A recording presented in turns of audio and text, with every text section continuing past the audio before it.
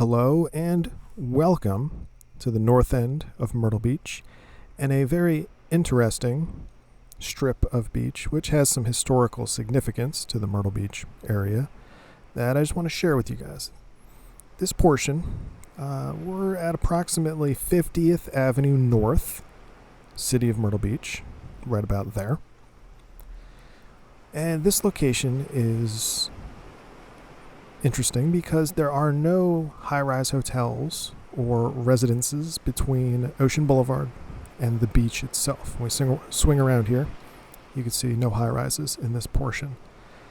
And check it out. There's a truck driving down the beach. So this region is one of the only, if not the only, correct me if I'm wrong, portions with an unobstructed view of the beach from Ocean Boulevard.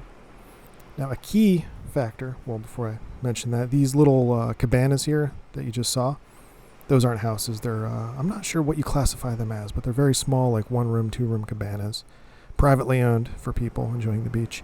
This portion of Ocean Boulevard is very, very calm and not very crowded. As you can see, not a lot of people on the beach, even though it's springtime, because in order to access this beach, you have to be staying at one of the apartments or hotels or Airbnbs nearby.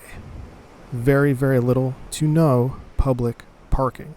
There's maybe 4 or 5 parks at the very end of this street next to a little playground, but that's about it.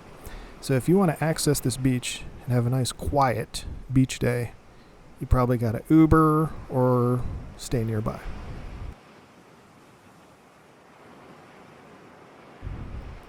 This strip of land here is also significant because the Ocean Forest Hotel, a very upscale, fancy, the jewel of Myrtle Beach back in the day, 80 years ago, was right here, right at this location, just on the other side of Ocean Boulevard.